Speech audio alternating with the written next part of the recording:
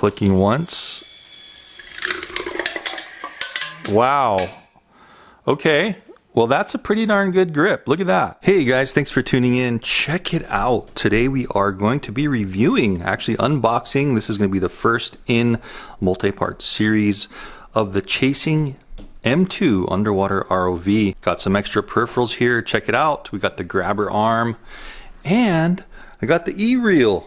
Awesome, huh? It's been a while since I did my last one. Remember, I did this whole lineup and we're really going to go in depth in this thing. I mean, we're not going to leave any stone unturned in inspecting this, showing you how it connects to your tablet or phone, and just going through the whole series and showing you really how this thing works in real life. So don't forget to subscribe, guys, because after this unboxing setup and stuff we're doing today, gonna be taking this out into the ocean here in Hawaii and really putting it through its paces, doing a couple missions where we use this arm to like grab things and actually see how much this thing can carry, how articulate the whole system can be while grabbing things, and actually maybe doing some work underwater. So anyway, let's get started with the M2.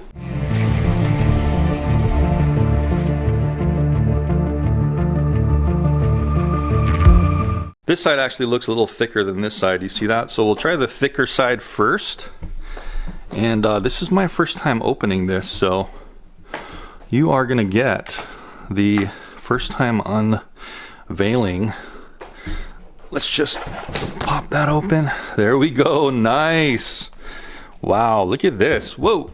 That top has got all these little molded structures here. So here we go. So first time looking at it with you, and man, this thing is pretty dang amazing. Look at the motors. You see how it has the tilted 4 motors there? Let me just pull this out real quick. Is it 4? No, I'm sorry, 8 motors. Wow, I don't know why I was saying 4. So this thing's got a removable battery, guys. So if you were on a boat or wherever you were on a dock, you can actually have another battery charged up, swap it out, so you can keep exploring. Man, this thing really looks nice. There's that 4K camera.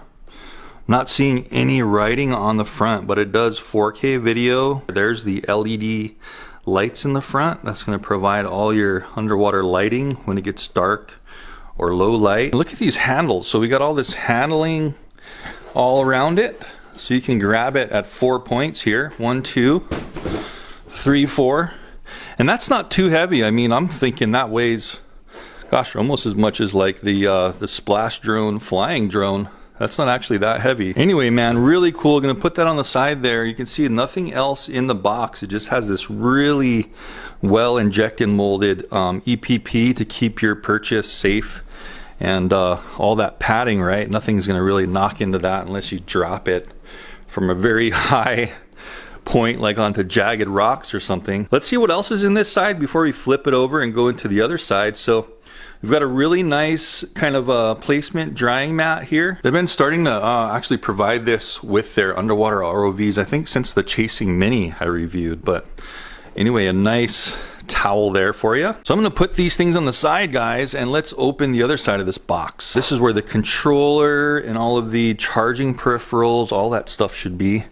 So unlocking these two guys, and here we go. My first time on this side too with you. Boom. Opening this up. Same kind of molding. This one has, as you can see, like just 6 compartments there. Look at this. We got the charger.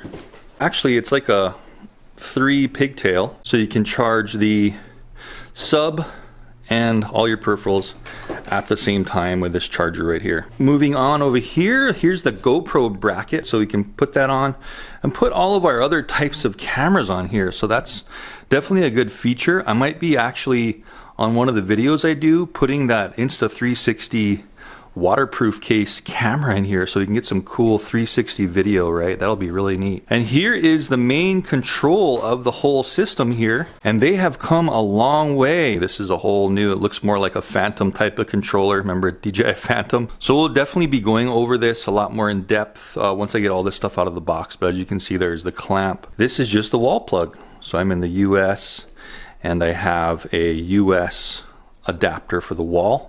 And that's gonna go with that charger. I'm seeing a sunshade. That's really cool. Look at that. So they give you a little black sunshade to put over your controller. We'll put that on, see how that looks in just a second.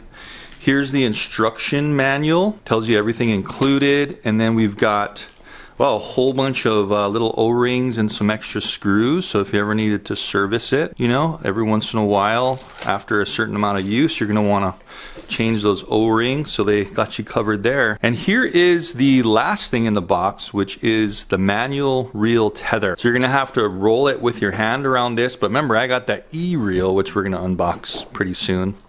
There is a little loop there to clip onto the sub. Awesome, guys. Well, that's everything that's in the box. Actually unbox the other stuff. Remember, the E-reel and the arm, and then we'll get it on the table and put everything together. Just got the M2 sitting right over here on the side. We want to get into these two peripherals here. Remember, we got the arm and the E-reel here. We'll do the E-reel first. Let's just kind of zoom in here and see what it says. It has a 4800 mAh built-in battery. Wait a minute, maximum 656 feet removable tether? Are you telling me that's how long the tether is that they have on this reel? Oh my gosh, that's crazy. I hope so. Or maybe we have to put our own tether from the other reel. I'm not even sure. I thought this was supposed to come with a tether already built in, so we're gonna have to find that out.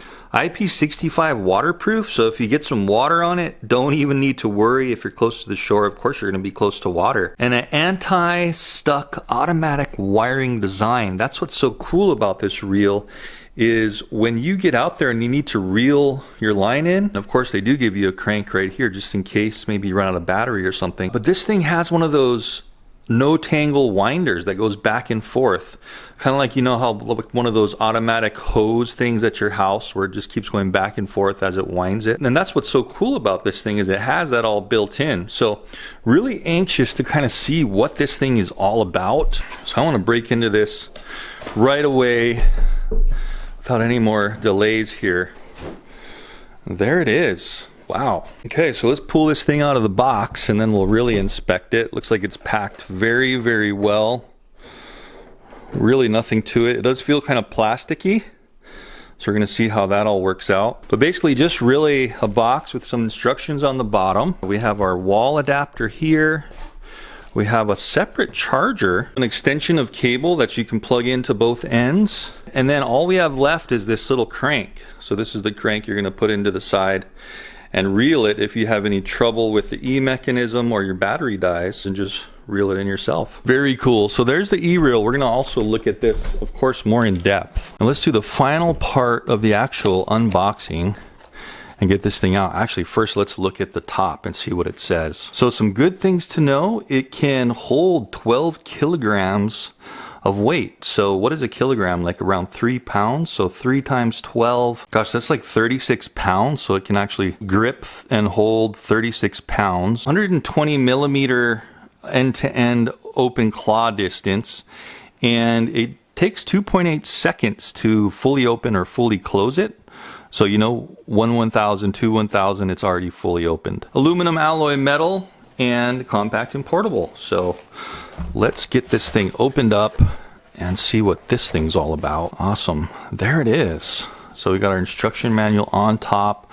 This is going to tell us how to mount it all up. You see how it has its own little connection cable for the ROV. That's going to kind of how it's going to look when we mount it up there. We have our mounting hardware. This really is just a bag of little stainless steel screws with Phillips heads on them. So we're going to want to make sure we have the right screwdriver so we don't strip these out. Here's that little cable where you're going to attach it from the actual claw to the ROV. So we need that little jumper connection cable.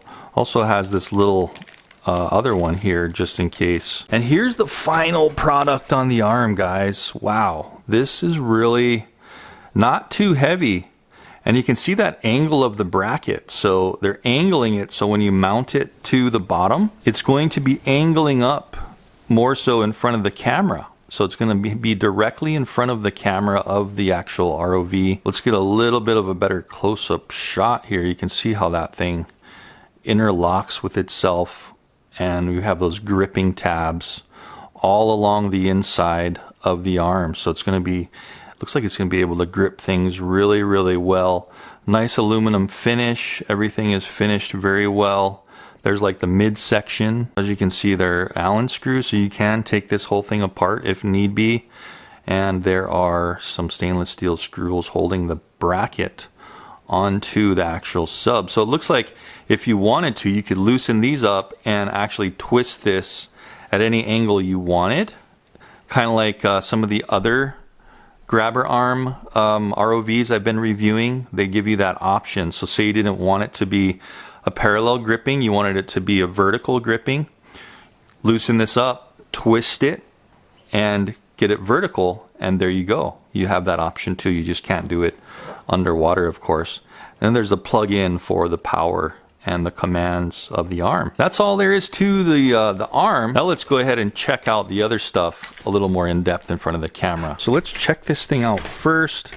First of all, I want to get into the instruction manual here. We got a warranty card. We have English. There we go. Okay. English, you flip it around.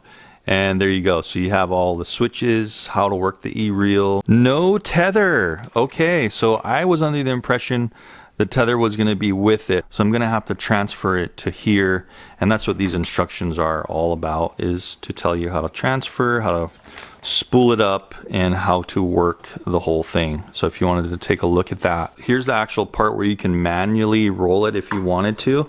And that's where that guy just goes right in there. You can see that kind of working there. Flipping over to the other side, let's really get a good look at these controls down here. So not really 4 buttons, but there are 4 peripherals here. So we got 1, 2, 3. That looks like that's going to be the speeds. So we're going to get a direct connection into the controller, and then from the controller is where we're going to be wireless to our smart device like our phone or tablet. And then we just have our power off and on switch and our status LED up there. So I'm not going to really turn it on yet. We're going to get this whole thing kind of situated before we turn all that on. So that really is it for the E-reel, guys. I mean, it is plastic.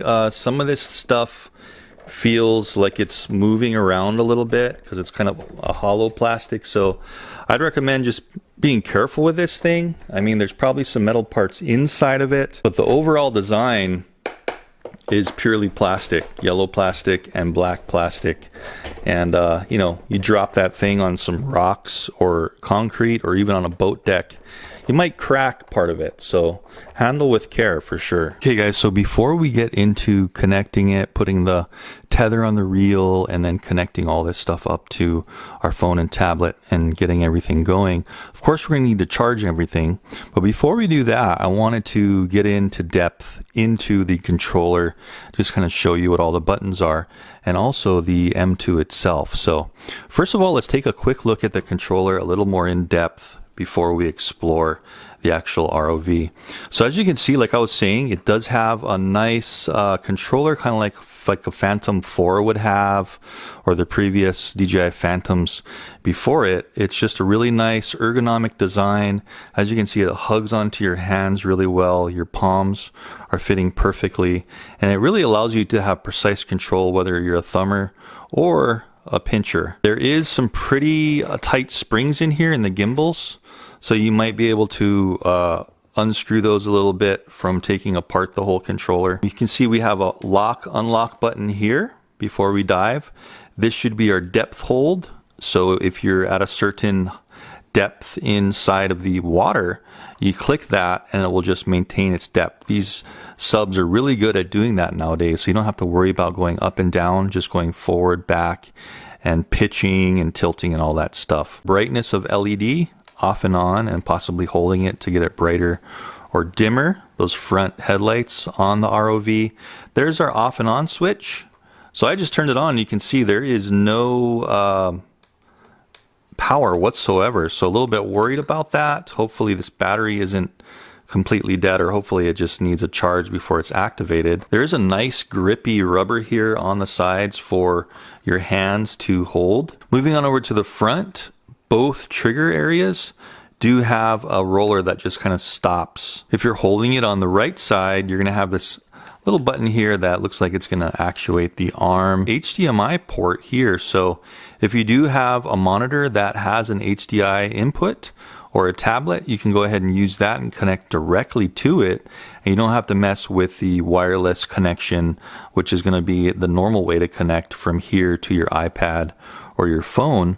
There's going to be our charging and our data input. At least you have a direct connection from the controller to the actual sub, or the controller, remember, to the E-reel, and then down to the sub. Moving over to the left side of the controller, if you're holding it, your left hand is going to be over here. We have picture and video. And then on the front, we do have another indicator light that lets us know what the connection is between the ROV 2.4 and 5G signals. This has got a 2500 mAh battery in it, so it's all incorporated inside. Don't need to take the battery out. But check this out. It does have a nice little stand here. So you open that up. Don't want to push it too far back. It doesn't look like it snaps out. But at least you can kind of put this controller up and it will stand up on its own. The previous models where you've got a heavy tablet or phone here, it wants to just go whoop and go right over if you set it down. But with this new little kickstand, at least you can kick it out and it will hold your tablet and everything up. So let's kind of quickly just go into this thing in depth. This is the clamp. So boom, that is pretty wide. Looks like you can fit an iPad Pro in there without any trouble. Or of course, a phone that is going to be at least as wide as this platform right here. So any of the newer, larger smartphones should fit in here, no problem. Spinning it around to the back, there is this button here where if I push it, you can see how that kind of releases that one-way mechanism and the spring. Over on the bottom, these things actually are spring-loaded as well. So you can see they're kind of flexible, and they're just going to keep your like iPad from going down, right? And then of course we have this little bracket here that actually looks like it's clamping into the bottom of the controller here. It looks like there's no screws for us to take this off, but we can release it from the bracket here. It does kind of have one of those GoPro style clamp mounts. Looks like there's a flathead screw holding this joint together. So you can tighten that up if this is getting too loose for you. Remember, we got this in the box too. So this is just a very simple kind of sunshade for your, looks like more for a phone or a tablet, I guess. You could kind of stretch it out this way. Well, it looks like maybe more for a phone, because all you're doing is you're slipping your phone through these little rubber bands. And when it's clamped in, it's just going to basically be like that. So I don't think this is going to really work great for a tablet, because the farther we spread those out, you see how it's not going to really be able to do anything. Okay guys, putting this controller on the side, and let's get into a little more in depth into the sub. I know we looked at it briefly when I unboxed it. And again, sorry for this being such a long video, but hang in there, stick with me. Always have a lot of good information for you guys if you hang around and just really enjoy looking at products like really in depth, because a lot of people don't really go too in depth in what these things look like and what everything does. Basically, it can go 100 meters deep. They say not to go down below 100 meters, 4K or 1080p video, and it does 12 megapixel camera shots, and it does have electronic image stabilization. It's got 4,000 lumen LED lights, so both of those front lights on together are going to give you that 4,000. Single person operation and quick deployment in 3 minutes. So definitely going to be testing that in an actual dive test out here in the next series of videos. As you can see, excellent brushless motored propellers. Remember, there's 8 of them, so we have that full 360 control underwater. And you can see where things are kind of coming out of the main body. So if we kind of focus in here, you can see how it says LED. So apparently this connector is going over all the way to the front. Cables aren't just like flying loosely everywhere. They kind of incorporated little cable ties, management I should say, into the handles. That's pretty cool. They actually can pop out. So there is a channel there. You see that? That was really simple. So really good engineering with these guys. Following that LED cable, it does go all the way up to the front into the back of the LED, that cable back there. So it looks like you're going to really be able to work on this thing pretty easily. This is like a hex connector, so you're going to be able to unscrew that. Probably need to fit a wrench in there, break the seal, but you're going to be able to work on this thing. You know, if for some reason you hit something on the front, break your LED glass or something while you're going on your adventures, you can just pop this whole thing out and replace a whole LED. That's really awesome. And really the same goes for the motors and propellers as well. So you have a motor that fails, say it's just that lifespan, or maybe you got some seaweed caught in there and it just burnt out the motor somehow, or some sand or something. You can really just unscrew this. Of course, you want to be really careful with the seals, but you can unscrew these guys. There's two up here, and look at that. There's the LED in the middle, and two below to really change these guys out if you need to. So really an excellent design. Maybe not the most streamlined, as far as most ROVs are like covered up, right, with a casing like their last Gladius, and their Gladius Mini kind of had just an entire casing around it with vents. But the problem with that was then you'd get this sand. Remember when I would go on the bottom and test those, and the sand would start to suck in to the actual shell. And then you have the problem with sand being built up and gravel inside the shell. So kind of smart how they just left the shell off. And so you don't have the possibility for any sand buildup in there to change your weight, right? So if you change the weight of the actual sub, then you're going to change the way it handles. Over on the top, if I just unscrew this, now this is pretty tight. Let's see what happens here. Cool, so that looks like it's going to be, ooh, that's the memory card slot. Wow, this is really important to put all this together correctly and keep it waterproof, because it's got this little tethered rubber blocker for the memory card, and that's really awesome. Before, you could only like plug in and get your video either plugged in or wirelessly, but now you can take out this tiny little micro SD card, and they give you a SanDisk Ultra 64 gigabyte with the sub. That's pretty awesome. Really want to make sure this thing goes on the right way. See how there's an indentation there? So we need to cover it and make sure it is over that card. And there is also a O-ring seal, a green seal around it. Looks like it already has some silicone, a little bit of silicone on that seal, so that's great. They're already lubed up, you know, so it's kind of like a dual little protection. So remember, this is the top of the drone, so memory card is there, and then we just have this kind of cap. Since you can only use it with the tether, they just made this cap really not waterproof. It's just a little rubber cap that pops off, but that's where you're going to screw in nice and tight to your tether that's leading up to the surface. For the actual battery mechanism, we actually have a clamp here that it's like a two-way clamp, kind of like GoPro clamps, where you have to push this up, and then this thing looks like it has to slide back. So we push and then pull that clip. You see how that clamp releases? This is actually releasing the battery. So let's see how this all works. So definitely not quite as easy as I thought it would be, but if we kind of hold this back, see if we just push this, it'll clamp back up. We don't want to do that. So we want to hold this back and push. And so we can get this whole thing, there we go, out of those little hook brackets there. And then the whole thing kind of drops back. And now we can access our battery. Just a little fail-safe screw, just in case that bracket somehow disconnected. And that's just like a little stainless steel screw. Leave it to me to not read the directions, right, and break something. But this thing is really not coming out. Okay guys, well at least they give you a nice good manual. So I had to break into the manual to see what this was. It doesn't really give you instructions on how to remove the battery, but it does have this like table of contents on all of the peripherals. And as you'll see, it has a number 13.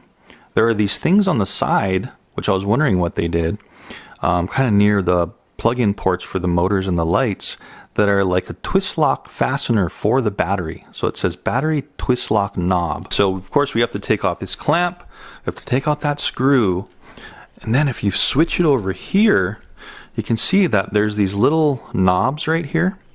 And so the knob is what we need to kind of twist lock, it looks like, to take the battery out. So these are like spring loaded and they pull. Pull that, twist it, it kind of stays open or stays pulled out. Go to the other side, it's got two of these, and we do the same thing on the other side. Just pull it and then twist lock. It kind of actually locks into its open position. They only can lock down one way, so see how they go in, pull, twist, and they're out. They lock out. So you need those both to be out, it seems. And now let's try to pull this battery out. There we go, nice and easy. And check that out. So that's it. There it is. Lithium ion 4400 milliamp hour battery. Looks like we've got just some silicone or condensation in there. Probably just silicone, it feels like. There is the battery connector. So 22.6 volt 4400 mAh lithium ion. Look at that guy. So it's just like a canister battery there. And that's what's cool about this, is you can have another one of these on your boat. You run out of power, plug your new one in. We'll set this on the side, kind of pull this thing up so you can kind of see what's going on a little bit closer up inside there. So it does have two nice solid O-rings there. There's a lot of silicone on this port, a lot of like silicone grease here to keep the water out. Anyway, that's how you do the battery. So a pretty cool system. I really like how they went with kind of a battery removal system. You see this channel on the bottom of the battery here? It's going to channel lock into the bottom. There's no other channel on here, so you really can't put this thing in the wrong way whatsoever. And then all we're doing is sliding it in, pushing it, and it kind of wants to push out because of the air pressure now. So kind of unusual, but so what you're going to need to do is push it, hold it, and then undo these locks, pushing these tabs back in, these spring-loaded tabs. So that really is locking the battery in. See how I can't pull it out anymore? And then you can go and do your other lock latch and your screw. Of course, the screw goes in first. Just make sure it's nice and tight. Again, this is all stainless steel stuff, so I don't want to strip that screw, but that's tight. See how those tabs have like a little barb notch on them? Just right in. Not really any way you can screw that up. And then we'll bring it into the top. And this is where we're going to want to make sure this thing is kind of flipped around the right way. Set this thing down, get it over. You see how it went over and slid into those notches. And then that's it. That thing just notched in. Can't pull this open because you have this double release mechanism here, which is great, and our battery is reinstalled. That probably took, if you're just concentrating on putting it in, probably about a minute to put the new battery in. So far, guys, a real thought out and awesome little sub.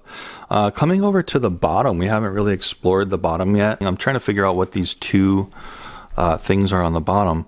Especially this one over here. All it says in the instructions is that is a sensor. So I'm assuming that this is some kind of a pressure sensor, depth sensor or something. So we're going to leave that thing alone.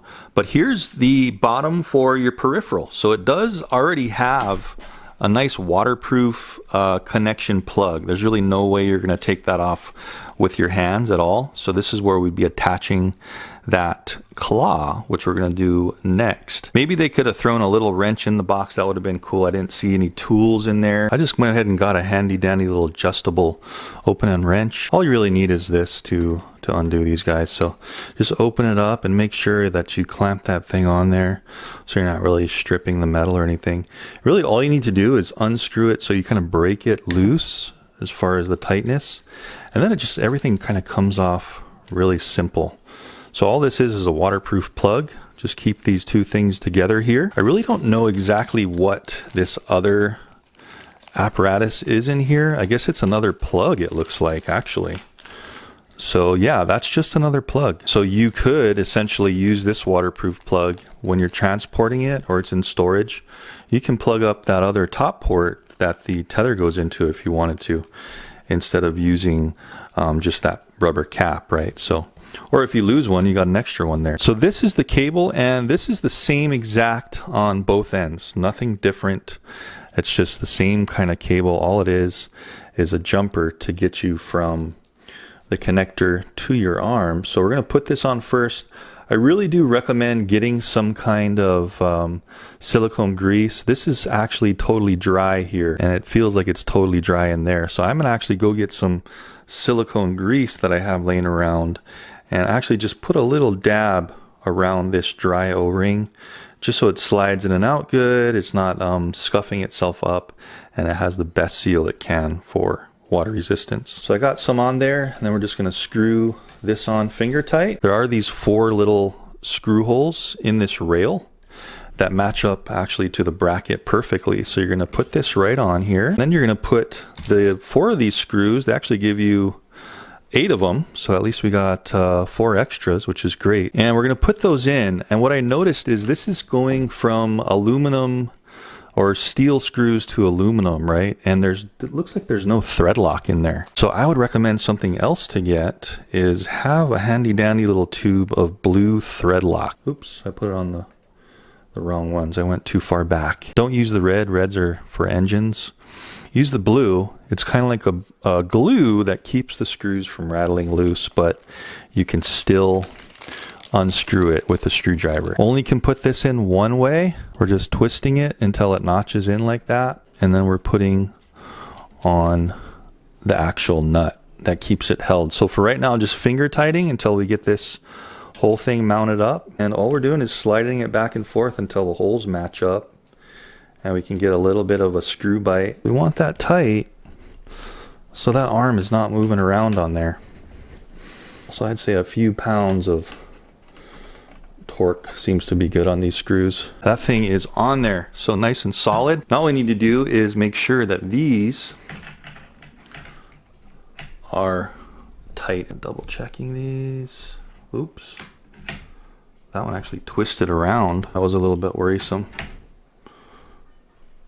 The outside of the actual port is spinning in the arm. So I probably twisted some cables around in there a little bit. So don't go very tight on that one. The actual port is spinning around in the end of the arm. So maybe there's something they can work on. Make sure that that thing is pressed or clamped in there really tight. I hope that didn't break any kind of waterproof seal. Anyway, that really is it, guys, for the arm. You can see how that thing is on there, and I can lift the whole sub up. That is how it looks, all mounted up.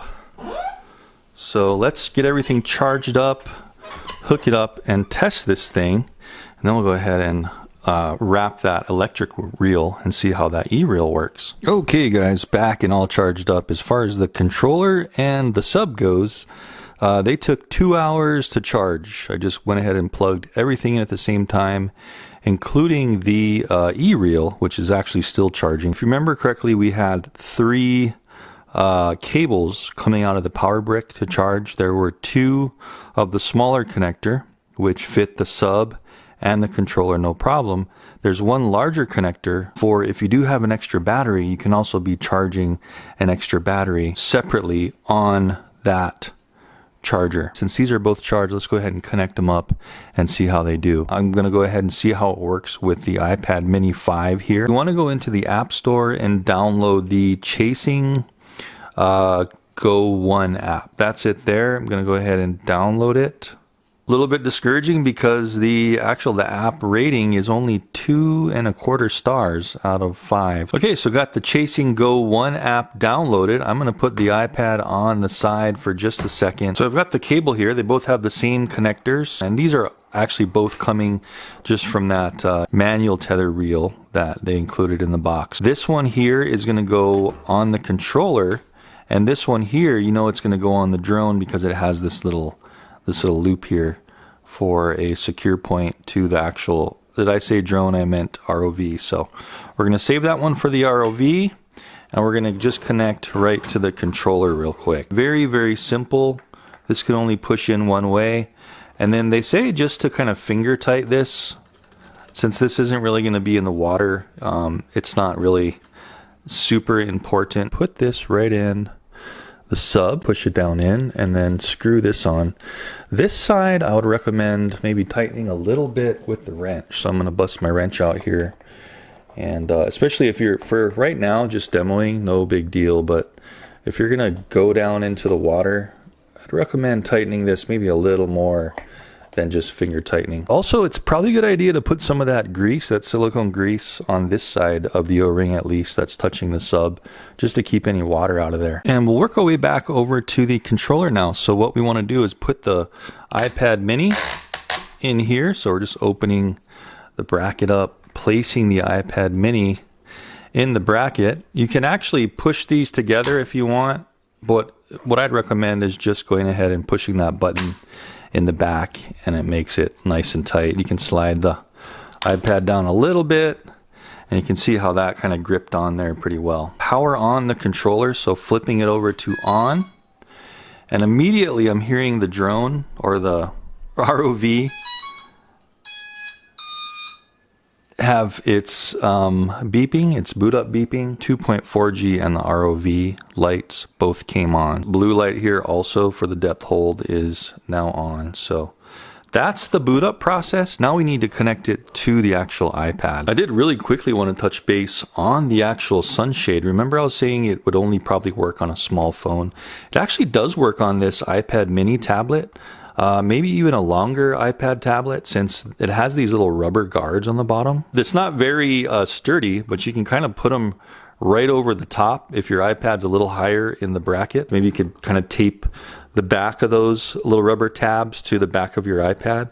And there you go. You do have a working sunshade on the iPad mini at least. And then what we want to do is go into our wireless settings.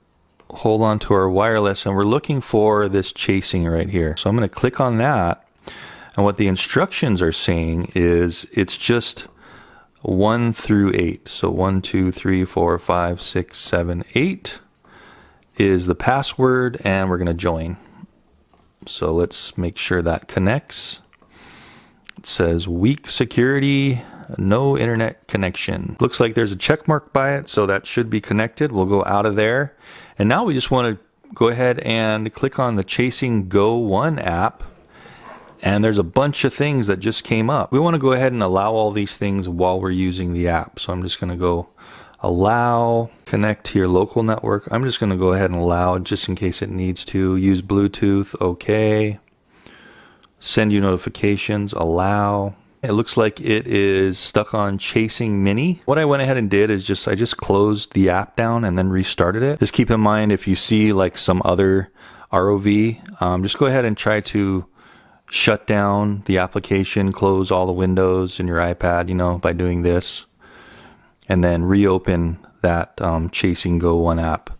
And you can see there, it locks onto it and then connected, and then the start turns out blue. So we'll just go ahead and start for right now. Hit and start. And check it out. There is our interface. Nice. Putting down that kickstand on the controller, and it holds it up nice and high right there so we can see the screen. First of all, just really quickly want to show you the video lag delay. So here's my hand here in real time on the right and through the video on the left. So boom. So maybe about a half a second lag, maybe 200 to 500 milliseconds of lag there. That's really not that bad for this type of device. Of course, it's going through the cable, and then it's wireless from the iPad to the controller. Okay guys, so let's see what we really got here. As you can see, we've got the gripper hand on the front. You can see my hand right there, and it's right there in the front of the camera, just a little bit lower than the midpoint. Say if my hand here is the midpoint, just a little bit lower than the midpoint of the video. Over on the bottom left, I'm seeing the actual three-dimensional rendering of the actual sub. As you can see, when I'm moving the sub around, that's pretty cool. You can see the arrow where is the front of the sub, and as I rotate this thing around and change its orientation, the video and the actual graphic of the sub change as well. So that's very useful when you're underwater. Right next to this graphic menu is going to be our depth, temperature of the water, the outside temp, if our light is on or off, and the angle of the sub. So this will change as I am rotating it up or down. Over on the right side, just like other drone interfaces, you can see that we have a little button to start or stop recording video, and this top one over here is just a quick little photo taking option. We do have a little bit of a menu option for our camera here. Everything's on auto, but you can change the ISO if you wanted to put on manual. Time-lapse photography, we can adjust that. A slow motion, we can go from 8 to 4 times. We got our white balance, we can do auto or manual as well. RGB, we can adjust that if we want to. Color tone, a little slider bar. We've got sharpen slider bar, mirror, which kind of mirrors it left to right. Not sure why you'd want to use that. Or we have flip, which just flips the whole thing upside down. And we've got image optimization, denoise, and then saturation. And then we have a little OSD on or off there. That could be, if you want to have a clean video, keep that off, I'd recommend. So those are all of our pretty in-depth camera settings, pretty cool. Working our way up to the right here, we can see that we have the battery power left of the device. Right now it's saying 89%. WE lock or unlock, connection of the actual sub, white balance and ISO. In auto mode, bitrate is 20 megabit frames per second and is 30, and our resolution is 4K, telling us the SD card a little quick there. 59 gigabytes available on the top. And if I move the sub around left and right, you see that compass on the very top is changing as I move. So very useful when you're under the water to combine the compass, look at your compass, which direction you're facing, as well as you want to look at this little three-dimensional icon on the bottom left to help you navigate underwater. We do have this little sub here. If I click on it, nothing really happens because we're not in the water. I'd imagine that's going to be the depth lock, which is actually already on right now on the controller. If we click here, we have a couple of other options. You can do time-lapse, slow motion, live broadcasting, or VR. If we click VR, you see how it goes into that dual screen VR. If you have VR goggles, you can go ahead and put your phone into the VR goggles if you have a smaller phone. Up on the top, we have a lock or unlock, and basically all this is going to do is boom. You hear those motors kick on. So it's trying to level itself, but apparently it's not level because we have that arm on the sub right now, so it's not completely level on the table. Remember, the controller also has unlock and lock button. See those motors will go ahead and turn on. So you don't want to click on that until you're in the water, and then your depth hold off and on will work when you're in the water. Let's try the lights real quick. So I'm going to go ahead and press the light button here. Boom.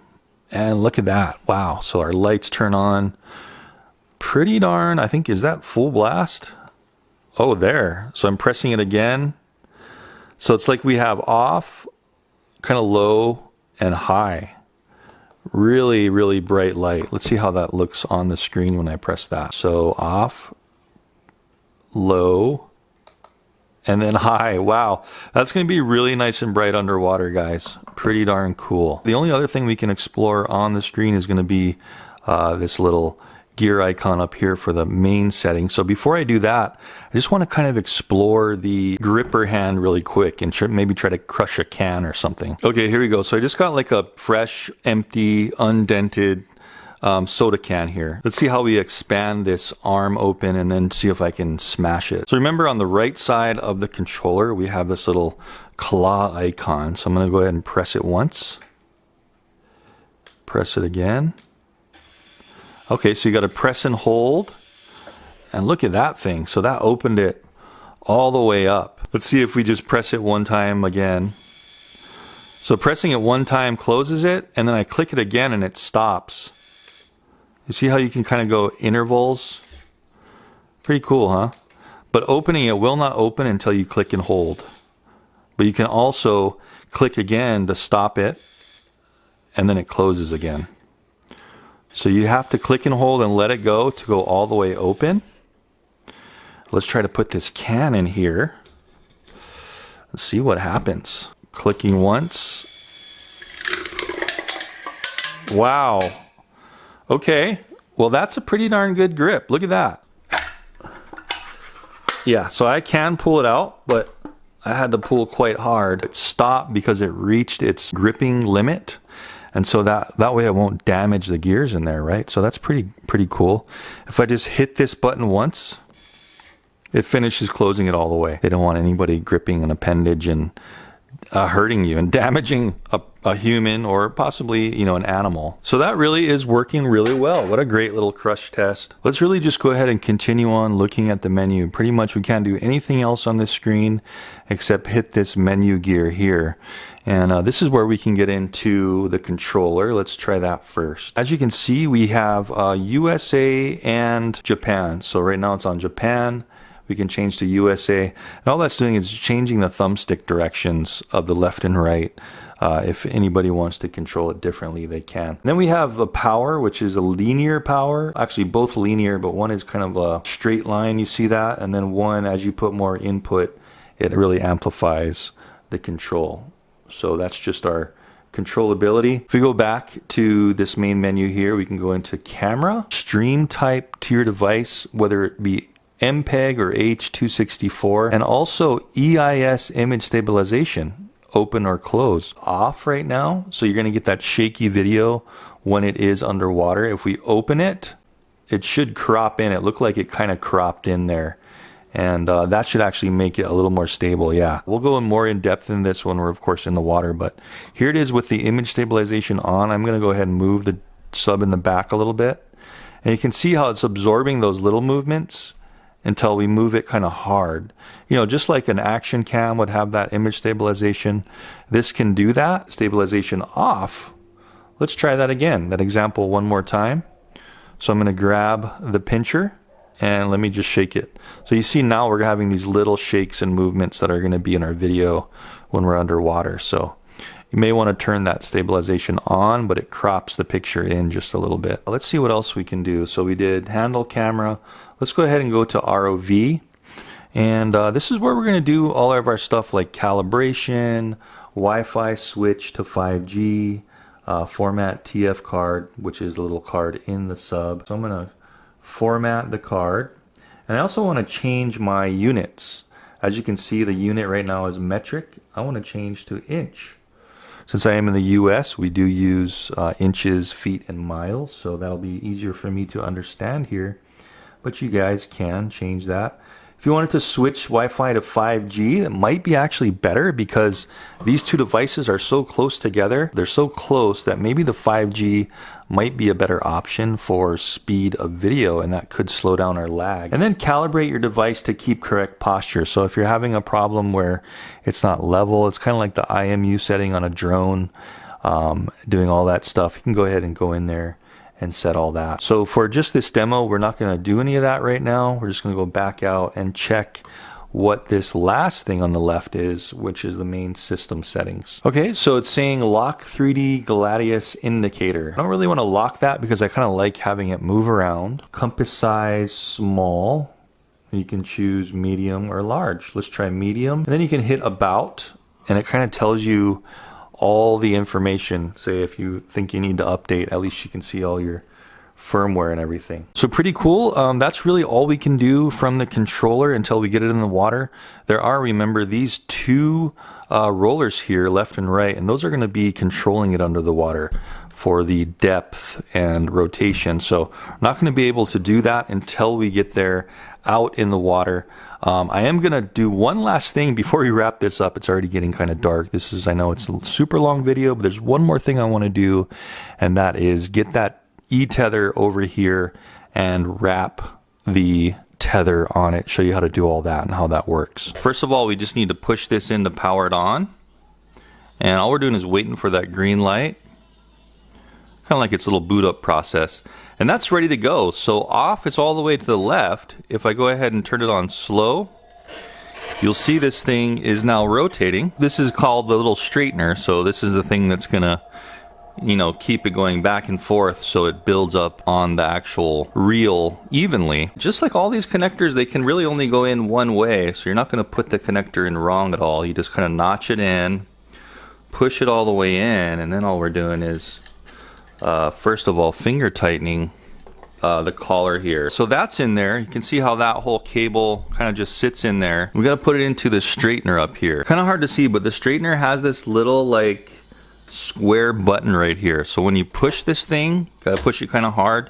You see the side of that thing open here? So it has this little door here that shot open. And it's a little bit interesting that they don't really go into very good detail on the instructions on here. It's almost like it just has to go up here and then over these rollers here. Just kind of zooming into the instructions here, you can see how it's kind of like they don't give a good close-up shot up inside of it. So it's like, do I go around that white thing or not? That big white pulley where the wire's kind of coming up. It almost looks like it's behind it, but it doesn't really look like you can squeeze the wire back behind it unless you kind of damage it. I'm just gonna do it which looks like the easiest path possible, which is in the front of the roller and then putting the yellow cable right up in between these top ones, clicking it shut. So remember, you do have the manual roller. You can leave the whole thing off. I'm gonna go ahead and just start it with this manual roller and see how this works, because I am transferring, remember, from the other manual reel just to get this thing started. But you see how what's happening here? It's just basically, as I'm even manually turning it with the whole thing off, it's just rolling it nice and flat. I'm gonna have to take it all the way off of this reel because it's wound the wrong way on this reel, right? We're kind of unwinding it the opposite way it normally winds, with the other end on the top. So I'm gonna have to unwind this whole reel and just like lay it out on my floor, and then we'll switch into automatic reel and wind this up.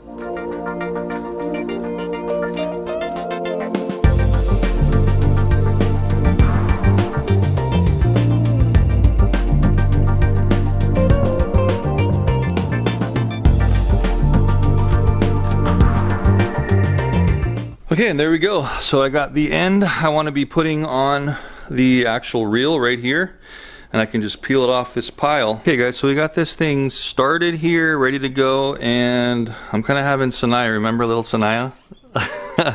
She's a little bit older now, but she's going to be helping me just kind of keeping this thing above the pile, and so it can kind of go directly up and feed into the E-reel, right? So let's go ahead and get this thing started.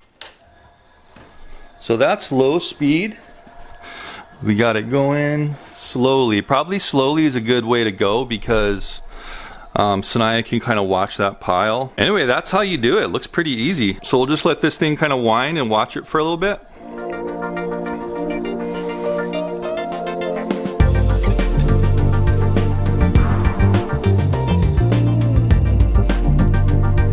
I'm just gonna go ahead and switch it into fast real quick, just see if Sanaya can keep up with it. So that's fast speed. Just yell, Sanaya, if you need me to stop.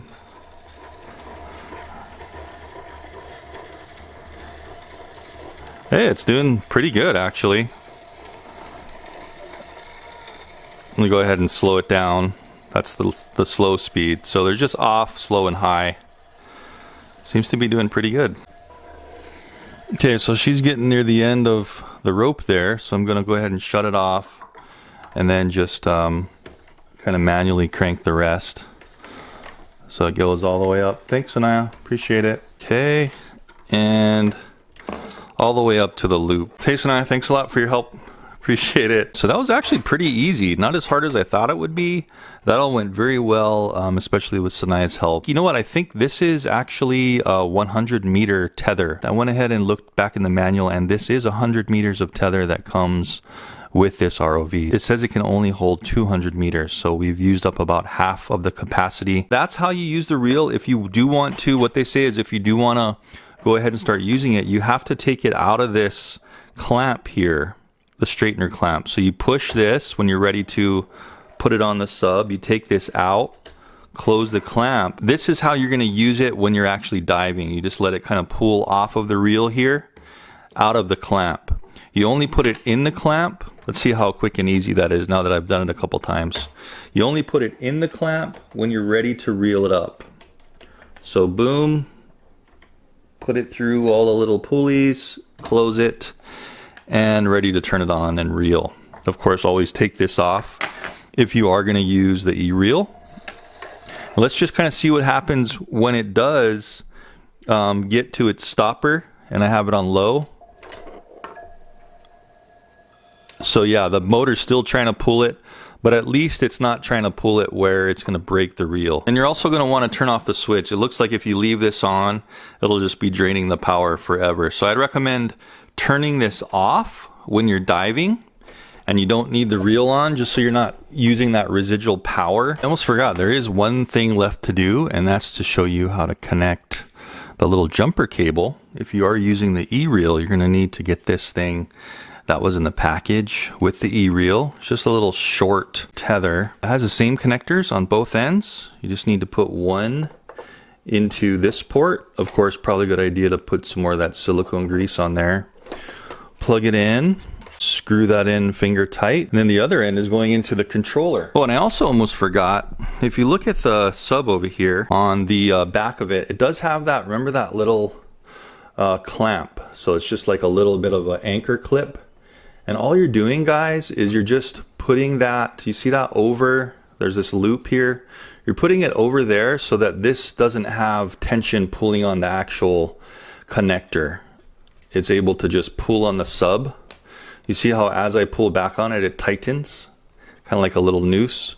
And it's tightening on that, so when it's pulling out the tether, all of the tension is on this little kind of plastic anchor here and not on the connector. I would think it would work without the tether reel being powered on, but I just wanted to make sure. So I'm gonna plug this back into the controller. As you can see, I'm just tethered right here to the output port here. And then this is tethered to the sub, right, that's coming out of the reel. So we have a full line connection here. Let's go ahead and turn on the controller and make sure that sub, we can hear the boot up tones. Yep. So the sub is booting up. I just want to make sure I can connect to it without turning this on. There we go. So these two lights are lit up, indicating that it's connected to the ROV and it's outputting that 2.4 gigahertz signal. Remember, you can choose 5 gigahertz too in the settings of the app. So clicking on that, just really want to make sure everything is going to connect. There we go. It sees the M2. Excellent. And we get a blue start. Awesome. So yeah, so that is working. There's our power armor there. Right in the camera. Awesome. Fallout power armor is always fun to see.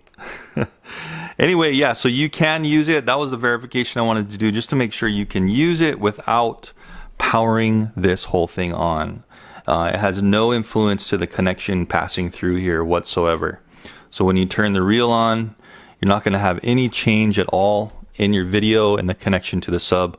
All this power is for is to reel up the tether. Okay guys, well I think that really is going to wrap up this video. I know that was long, but really I believe it was entirely in depth. I think we did pretty much everything you could possibly do, getting it out of the box, setting everything up. Remember, we went through the arm, got the iPad on the controller, went into the interface, showed you everything that is on the interface, everything you can do with all of the menu options, and also how to hook up that E-reel back there. That's going to be really helpful if you're just like a one-man operation and you need to retrieve your ROV. Really going to help not getting the whole thing tangled up, having to deal with one person winding a reel while you control the ROV. So I hope that was really informative to you. We are going to be taking this thing out into the ocean, so make sure you subscribe.